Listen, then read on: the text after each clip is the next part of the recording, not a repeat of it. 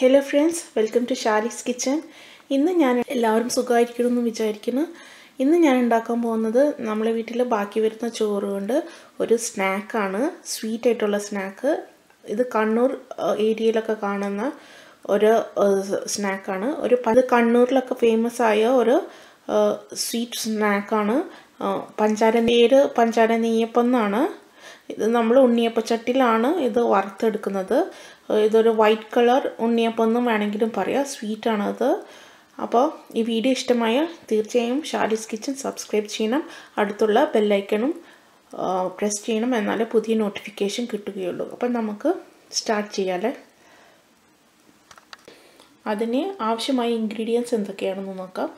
ഞാനിപ്പോൾ അതിൽ ഒരു കപ്പ് ചോറ് എടുത്തിട്ടുണ്ട്.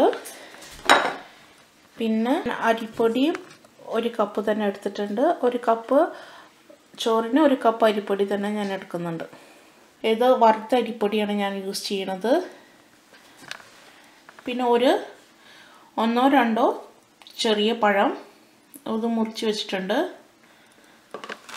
പിന്നെ 2 ടേബിൾ സ്പൂൺ മൈദ എടുത്തിട്ടുണ്ട്.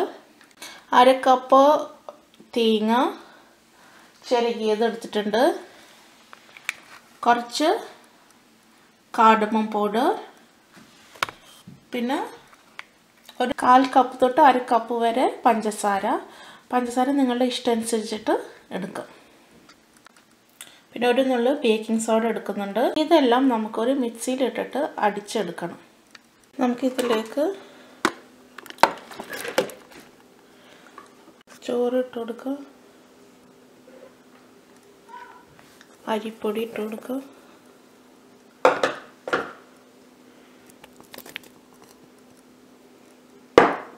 ഞാൻ പഴം ഇട്ടിട്ടുണ്ട്, മൈദ ഇട്ടിട്ടുണ്ട്,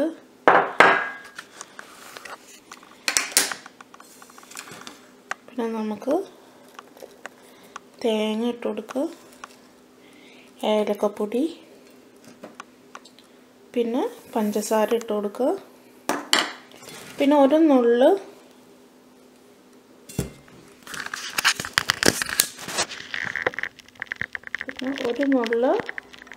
ബേക്കിംഗ് സോഡ ഇട്ടിട്ടുണ്ട്. ഇനി ഇതിലേക്ക് കുറച്ച് വെള്ളം ഒഴിച്ചിട്ട് നമുക്ക് അരച്ചെടുക്കാം. ആദ്യം കുറച്ച് വെള്ളം ഒഴിക്കാൻ പാടുള്ളൂ. കാരണം എന്താ വെച്ചാൽ അല്ലെങ്കിൽ ചോറ് നന്നായി അരിഞ്ഞു വരില്ല. അപ്പോൾ ആദ്യം കുറച്ച് വെള്ളം ഒഴിച്ചിട്ട് ഇത് നന്നായി അരച്ചെടുക്കാം. എന്നിട്ട് നമുക്കതനുസരിച്ചിട്ട് പിന്നെ അതനുസരിച്ചിട്ട് അത് കഴിഞ്ഞിട്ട് നമുക്ക് വേണമെങ്കിൽ കുറച്ച് വെള്ളം കൂടി ഒഴിച്ചിട്ട് ഇതിൻ്റെ കൺസിസ്റ്റൻസി ശരിയാക്കി എടുക്കാം. അപ്പോൾ ഞാൻ അതിലേക്ക് കുറച്ച് വെള്ളം ഒഴിക്കും. കുറച്ച് വെള്ളം ഒഴിക്കുന്നുണ്ട്. ഇത് അരച്ചെടുത്തിട്ട് വരും. ഇപ്പോൾ അരി മിക്സിയിലിട്ടിട്ട് അരച്ചെടുത്തിട്ടുണ്ട്. നമുക്കിത് ഇനി ഒരു ബൗളിലേക്ക് മാറ്റാം.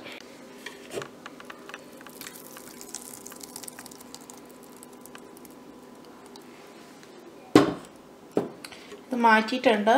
ഇനി വേണമെങ്കിൽ കുറച്ച് വെള്ളം കൂടി ഒഴിച്ചിട്ട് ഒന്നും കൂടി മിക്സ് ചെയ്യാം. കുറച്ച് വെള്ളം കൂടി ഒഴിക്കുന്നുണ്ട്. കുറച്ചുകൂടി വെള്ളം ഒഴിക്കും. എന്നിട്ട് ഇത് നന്നായി മിക്സ് ചെയ്തെടുക്കാം. നന്നായി മിക്സ് ചെയ്തിട്ടുണ്ട്. ഈ കൺസിസ്റ്റൻസിയാണ് നമുക്ക് വേണ്ടത്. ഇനി നമുക്ക് നെയ്യപ്പം വറുത്തെടുക്കാം. ഞാനൊരു ഉണ്ണിയപ്പം പാൻ വെച്ചിട്ടുണ്ട്.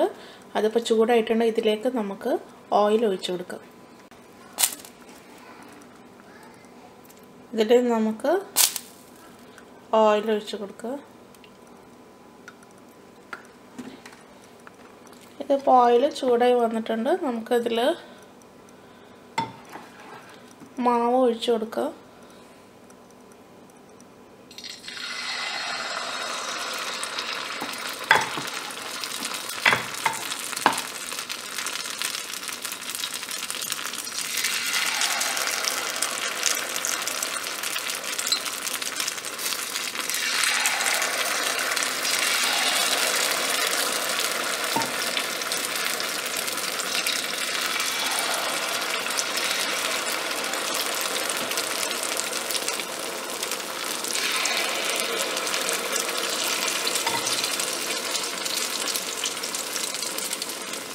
എന്നിട്ട് ഒരു ഭാഗം ഫ്രൈ ആയി വരുമ്പോൾ നമുക്ക് മറിച്ചിട്ട് കൊടുക്കാം.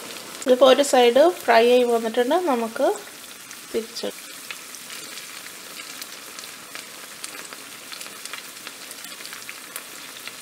ഇപ്പോൾ ഇത് നമുക്ക് എല്ലാം നല്ല ഉണ്ണിയപ്പത്തിൻ്റെ ഷേപ്പിൽ കിട്ടിയിട്ടുണ്ട്. ഇനി നിങ്ങൾക്ക് ചെയ്യുമ്പോൾ ഷേപ്പ് കിട്ടുന്നില്ലെന്നുണ്ടെങ്കിൽ നമുക്ക് കുറച്ച് മൈദ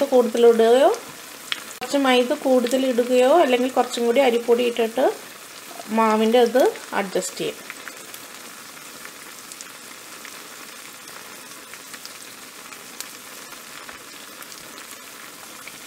ഇനി ഇതും നന്നായി ഫ്രൈ ചെയ്ത് വന്നിട്ടുണ്ടെങ്കിൽ നമുക്ക് എടുത്ത് മാറ്റാം. വളരെ ഈസിയല്ലേ ഇത് ഉണ്ടാക്കാനായിട്ട്. നിങ്ങളെല്ലാവരും ഇത് ട്രൈ ചെയ്യണം.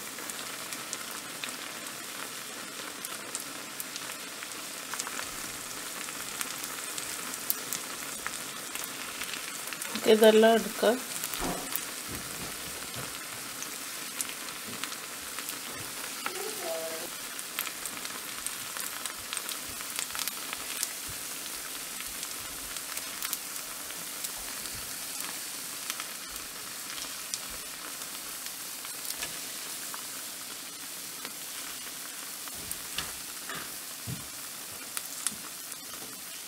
ബാക്കിയുള്ള ഉണ്ണിയപ്പം ഇതുപോലെ ഫ്രൈ ചെയ്തെടുക്കുക. നമ്മളുടെ പഞ്ചാര നെയ്യപ്പം എല്ലാം റെഡി ആയിട്ടുണ്ട്. നല്ല ഈസിയല്ല ഉണ്ടാക്കാനായിട്ട്. നിങ്ങളെല്ലാവരും ഇത് ട്രൈ ചെയ്യണം.